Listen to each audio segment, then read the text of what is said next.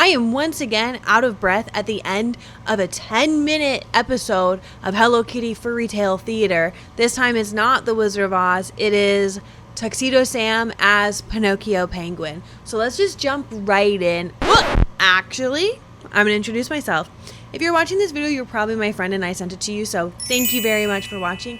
If you're not my friend and you just found it and clicked on it, also thank you very much for watching. You're my friend now too.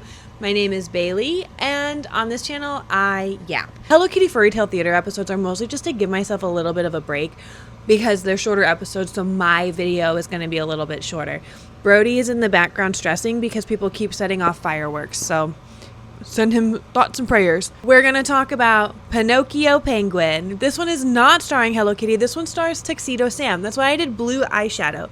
And I feel a little bit like an old Barbie and an old lady, but also kind of chic. Like, I think I just like wearing color. I also have been enjoying doing the Hello Kitty videos, even if I can't keep up with the pacing. Once again, we start with an audience in the theater. Tuxedo Sam and Grandpa are practicing his puppet moves, and he makes some jokes. I forgot to put in earrings. Makes some jokes to Hello Kitty, and she does not like them. Do not make jokes around Hello Kitty. And then Hello Kitty introduces the show. It takes place in Venice, Italy, and we meet Grand Puppetto.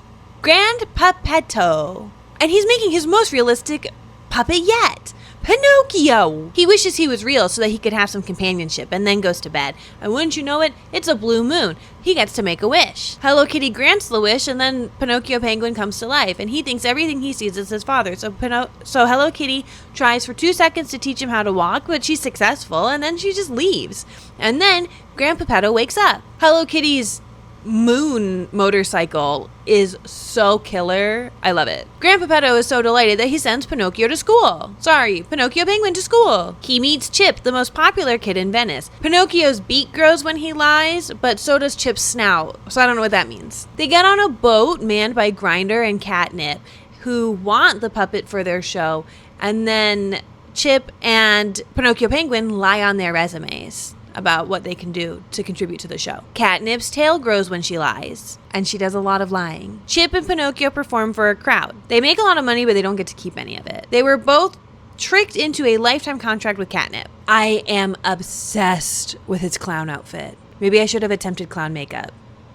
I don't think I'd be good at it. I can't really draw shapes. Grand Puppetto is looking for Pinocchio in the canals and gets swallowed by a whale. Fairy Kitty appears to Chip and Pinocchio, and they tell her the truth, so she makes their noses go back to normal. She gives them a way home and then also sinks Catnip's boat and tells them this is the last time she's helping them. They get to Grand Puppetto's house, but he's gone.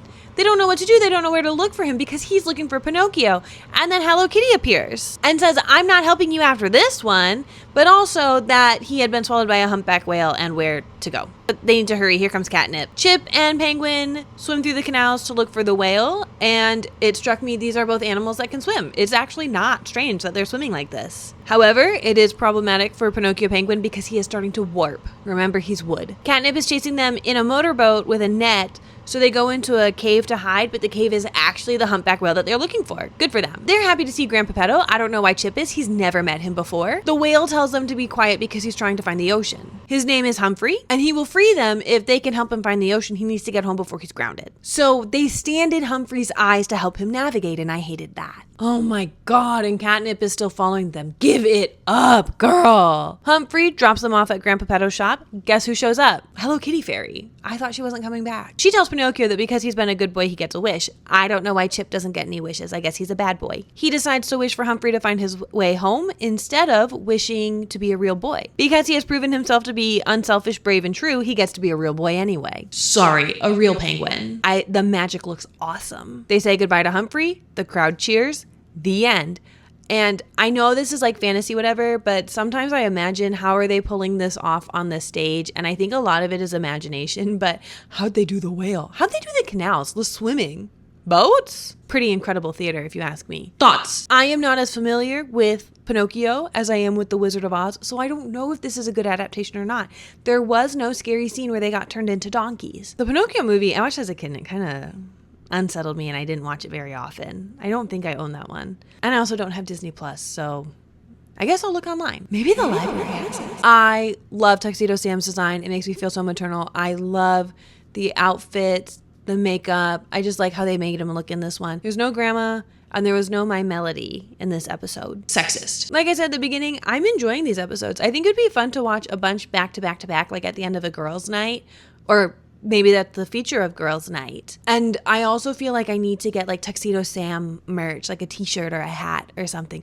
Earrings! He's a cutie patootie. What can I say? And that was how he was designed. That's all I have to say on that. Short video, as promised. You can follow me over on TikTok, Instagram, Threads, Substack, here at BLYHDGN. I have links in bios to all of that. Don't forget to donate to your local PBS station. I keep forgetting to say that at the end of my videos, but donate to your local PBS station so that things stay free for people who can't afford to donate. Oh my gosh, how do I keep forgetting that? I actually care a lot about that. Visit your local library. I gotta be fast, I'm running out of room on my iPad. Yeah, so follow me, like, subscribe, share, and I said a while back that if I reach 500 subscribers, I will write a fan fiction connecting Care Bears Movie 1 to Care Bears Movie 2, and I will. So convince other people to subscribe and become my friend too, and we can read Care Bears fan fiction together.